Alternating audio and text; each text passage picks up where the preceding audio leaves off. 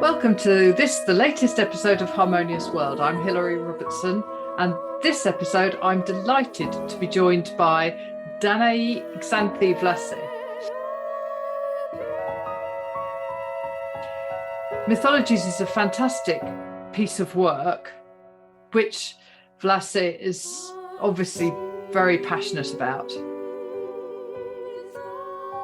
It features the sopranos Hila Piltman and Sangeeta Kaur. And these three women have worked really closely together on a collection of works inspired by ancient Greek myths.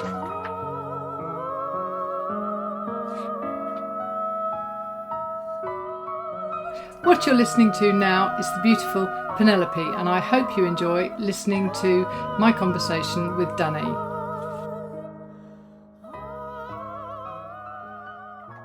Welcome to Harmonious World. I'm absolutely delighted. Now, I've got to get the pronunciation right. Danae, Xanthe, Vlasse. Beautifully done. Okay, good. And you've got a fascinating background in terms of your European background. And I want to talk to you about that and about how you ended up in America. But I also want to talk to you about mythologies, because I'm fascinated by the Greek myths, especially the women. You know, the female characters, so much to talk about. Well, I'm here for you. Happily. Great. Well, thank you, and congratulations firstly on the Grammy win, because that's amazing. You know, the nomination alone is an honor, so the win is even more so, but I'm very grateful. Thank you. But it really is a stunning album. These voices and the arrangements and everything, and you describe them as tone poems. Yes, they're really rooted in the concept of art song, which has an incredible intimacy to it. Usually art song is one or two vocalists with a few instrumentalists, rarely more than a handful of musicians on stage. And there's a real equality between the parts. The singers and the instruments are all working together to tell the story. So this is how I'm approaching this album. Yes, and it's interesting because they're very, on the one hand, they're very intimate, but on the other hand, they're huge. I think you get that grand ideas. Yeah, they're grand ideas. I'm trying to express great ideas contained in a really small medium of art song and chamber music. Yes, exactly. And you work very closely, don't you, with Hila and Sangeeta? Yes, absolutely. They are my dearest friends, and it's an additional blessing that we're able to make music together. We spend weekends together as friends, and then independently we find time to make music. And that's wonderful. And that really does come across, because they are more than simply singing this music. That's right. In many cases, this music was written specifically for them, for their voices, and they were part of the creative process, in that I will call them and talk to them about the approach I'd like to take. So they're drawn into the creative process along the way. They're not just handed a final product. So the score evolves in a collaborative effort with them. Yeah, and that definitely comes across. There really is a passion in their performance. Yes. So when did you write these pieces? How did you go through the composition process? Some of the mythologies concepts emerged before I met Hila or Sangeeta. So some of this music was written without knowing where it would go. It was just written because I was inspired by mythology. I wanted to honor my heritage, because my father is from the island of Ithaca in Greece, which is very famous because it was the island and the home where King Odysseus journeyed during the entire Odyssey, in Homer's Odyssey. And it was this very beautiful long tale of a man's desire to return home to this island and to his wife, Penelope. And I had been exposed to these stories since childhood. I had always found them remarkable. They're larger than life superhero portraits of humankind. And I think that even from a cultural perspective, that there's a lot of the world that we live in today deeply rooted in the history of 3,000 years ago. So I really feel that I'm honoring everything I know of my heritage, and I'm creating a sort of a mirror reflection on 3,000 years of history in tackling these works or these subjects. So when I was originally writing this music, I just thought I was writing individual works inspired by Greek mythology. I didn't, for the first two, I really didn't think I was going to become an album. And then I started to really think beyond that and realize, as I was creating other albums, that there was potentially a worthwhile theme here to continue and explore and establish into a finished product. So the thing is, it's not yet finished, because as soon as you start selecting some myths that you love, you really find 10 others that you think, oh no, I really wish I could write on these too. So I suspect there's going to be kind of a lineage, if not a double album, a concept of a trilogy, or just a linear process of writing in my life where I will be returning to mythology frequently as source material. And how long did it take from the sort of writing and the composition process to actually recording these? I began writing the solo piano material in 2017, so it's been 5 years. That's the longest track on the album. Metamorphosis is a very, very long piano solo track in which I'm exploring the concept of how myths and stories evolve over generations. And so the parallel for that is when we consider how mythologies are always a reflection of their day, the subject matter itself begins to slowly take on the cultural ideals of the generation that's telling the story. And so you see an evolution in how myths are told. 3,000 years ago, a superhero was someone who had intelligence, wit, and a whole host of attributes. But even in those incredible abilities of, let's say, King Odysseus, who was a renowned warrior, a very intelligent man, he could not succeed in his quest without divine intervention. And today we start to see these same principles of great strength and intelligence and wit, etc., in the superhero films that we support at the box office. But in almost no case can I think of how one of those heroes might have required divine intervention to succeed. So there's an example of how the mythology is still based in superhuman qualities, but doesn't require superhuman intervention for success. So that's a generalized idea of how mythology evolves in millennia. And the piece of music that I wrote as a piano solo to somewhat represent the evolution of musical ideas, I started with a double theme from Telemann. So this was an established thematic idea. And I evolved it from roughly a Baroque style into roughly a 21st century sound over the course of these almost 18 minutes of music. So it's almost a theme in variations. And the idea there was to show how the kernel of one musical idea, just like a mythological principle, can evolve over the centuries into refashioned versions of itself. And so as I moved beyond that piece, I started to write music knowing that I needed to tell a more specific story based in mythology. So then I was writing The Sirens, which is a huge piece for piano and vocals. And then at that time, I had finally just met Hila and Sangeeta. So I knew my dream collaborators, but those friendships were not cemented yet. And I didn't know that professionally we would be able to overlap in recordings.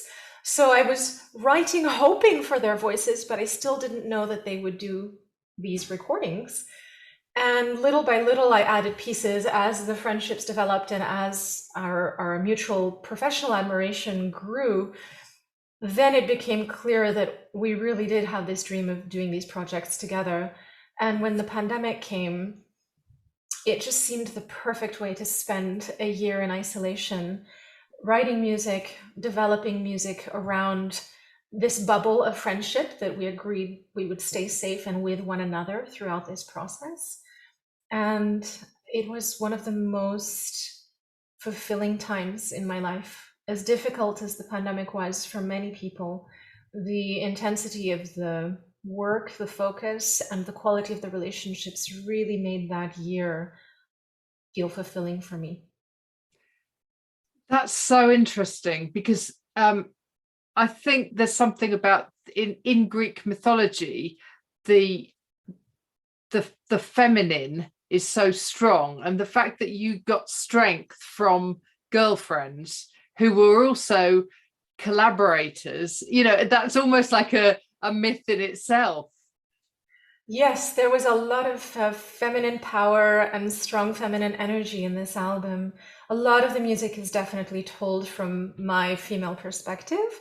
So there's a certain tenderness or softness even to a heroic character who probably could have been, the epitome of manliness. But I want to show vulnerability and his softer side. And in all cases, even as I think about music moving forward and further myths to be told, I'm trying to make sure that I'm seeing things from as historically grounded a perspective as I can, but I realize that regardless what I do, I will be interpreting these stories from our modern era perspective on what it means to be a man, what it means to be heroic, what it means to be a woman. And in the case of one of the tracks on Mythologies, I tell the story of Queen Penelope, who was the wife of King Odysseus and waited for him for 10 years while he was gone to the Trojan Wars, and 10 more years while he was lost and unaccounted for and presumed dead. She maintained a 20-year patience and diplomatic approach to ruling her island in the face of enormous social pressure to remarry. She found ways to delay marriage and to maintain both her independence and a sense of autonomy over her choices in her future. And we know from mythology this was not easy for her, that she's represented as someone who needed divine support. The goddess Athena was a source of encouragement for her in her times of struggle. But still, I want to highlight the fact this was an incredibly strong woman who didn't use physical strength. She used intellectual prowess to navigate the social norms and expectations and use them to her advantage in gaining the outcome she desired. It's very interesting that you talked about that track, because Penelope is my favorite track. Okay. The flute at the beginning of that is just, I mean, in fact, when I was listening to it the first time, I sort of listened to the track, and I had to keep going back because there was something ethereal about it. It was just beautiful. And that's definitely the one I keep coming back to, that track. Thank you. Have you seen the video where this piece is featured on a beautiful PBS show from Sangeeta Kaur, where she's demonstrating a really vast breadth of stylistic performance, but it includes this piece? Have you seen I haven't that? seen it, but I saw the link and I must follow that. And It's on my website. yeah, yes, Yeah, I look saw on my website. that. And to acknowledge the incredible flute that you heard, that is Richard Kellerman, who is an amazing, amazing friend and colleague, incredible classical training, and yet he moves in between crossover genres with such ease. So he brings a great deal of versatility to his playing. And this is something that I seek in my collaborators, beyond a really beautiful sense of personal connection and friendship, or I would say perhaps a sense of inspiration from professional admiration. I really look for people that will be able to augment my strictly classical approach to things by bringing their experience in other genres where maybe they've opened up stylistically to other sounds and other traditions and other means of playing. So I really love that. I think it's part of this century's beautiful blossoming cross-pollination between genres. So the more you see collaborations, I think the better it brings. I think better storytelling in my case, but just creative exploration and expressiveness in just about anything that you see in genre blending. So that could be even in the pop world, where you see, artists who are from the rap genre crossing into the pop realm. And of course, you can argue that's for marketing purposes, but I really think that the artists wouldn't do it. These big superstar artists wouldn't do it if they weren't inspired. And I think that pursuing inspiration is the best way to promote great music. Indeed. Can you tell me how you ended up where you are now? Because you've got a French mother and a Greek father, and now you're living in the States. So give me a potted history of your journey. Oh my, well, I was born in France, and my father, who is Greek, had emigrated to America as a young teenager in order to pursue scientific studies that he couldn't have in his little island of Ithaca. He was the son of a fisherman, and there just weren't the possibilities for advanced scientific learning there. So he came to America, and from America, he was where he did all his education, including a PhD in physics and chemistry. He was then recruited by the French government to go work in France, which is how he landed there. And he was in France for a bit over a decade. That's the time during which he met my mother. They were in a mountaineering club together in the Pyrenees. They met, my brothers and I were born. And then my father saw an opportunity to come back to America, and his dream had really been to pursue a professional scientific career more seriously in America. So he was really fortunate. He lived the American dream in that sense. He came as a child immigrant, and then he made a really big career working for NASA in America in a very high position. And that's why we came as a family. It was meant to have been only a few years, but it turned out to be permanent. And so I did my collegiate musical education and my professional life here. And I'm really happy. I always go back to France and try to really stay connected. All the family that I have there, I call every week. But I really feel that the professional opportunities that I've had here have been so fulfilling that I'm not regretting this choice, and I'm happy to be here, and I'm forever multicultural, but I do feel that there's a sense of grounding professionally here that's very good for me.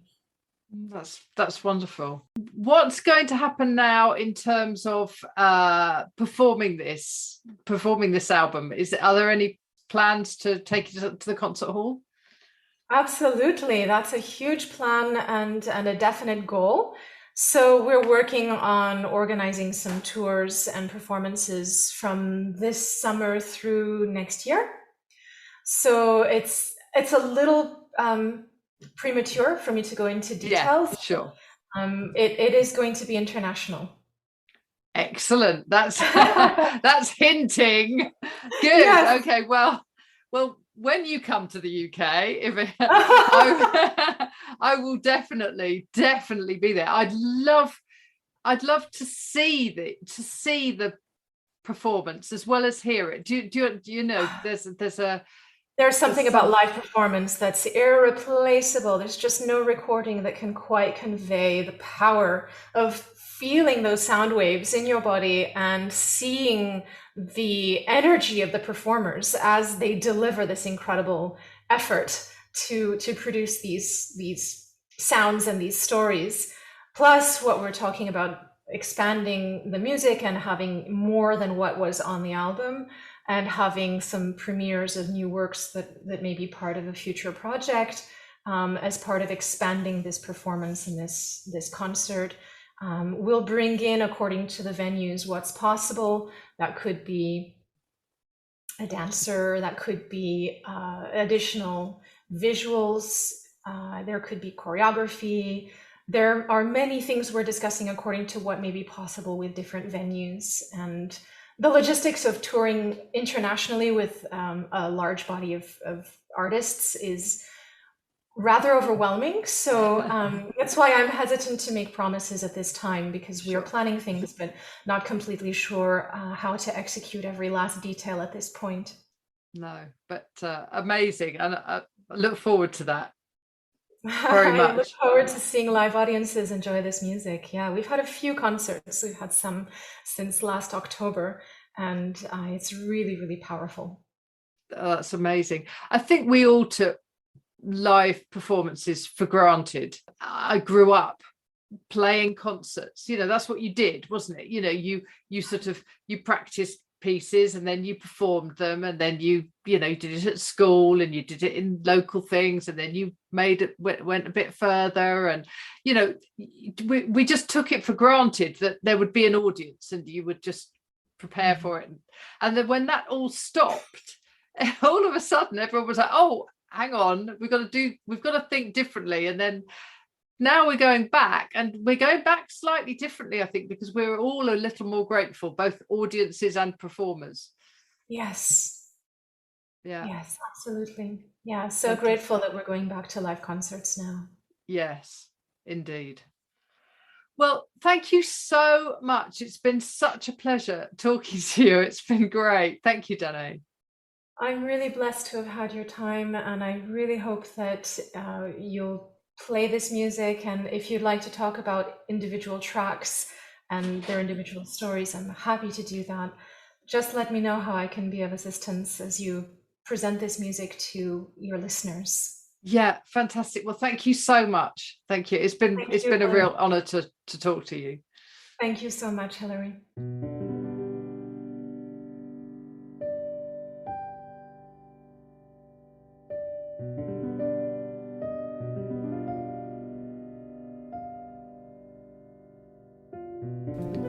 Well, I hope you enjoyed listening to my conversation with Danae. And what you're listening to now is Metamorphoses from her Grammy Award winning album Mythologies.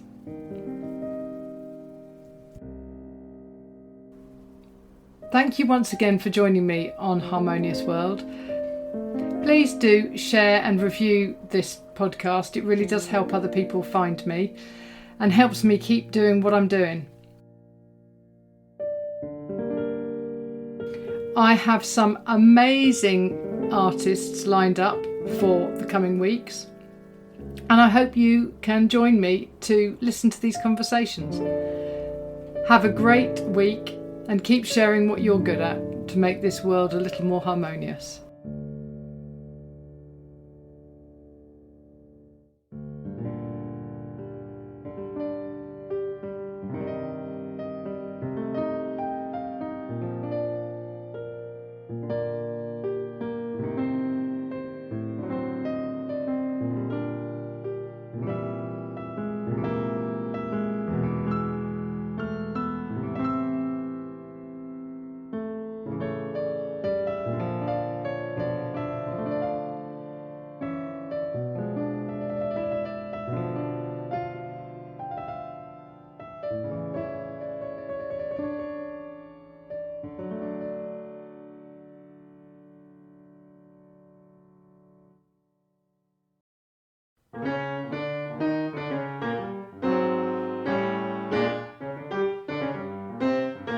Thank you for listening to the latest episode of Harmonious World. My name is Hilary Seabrook, and it's a great delight to bring this series of discussions with musicians and composers and writers and all sorts of people to you. Obviously, there's no point in having a podcast if people aren't listening, and I'm very grateful to my listeners for doing so. Thanks also to Joe English for composing and performing this new theme tune. So wherever you get your podcast, you can leave a review. You can share this with your friends and family, either as a link or on social media and that sort of thing. I'd be really grateful for that. Don't forget that you can subscribe now. There's a link wherever you get your podcasts. So have a great week, and please remember why I started this, which is just to try and make the world a little more harmonious. Thanks for listening to Harmonious World.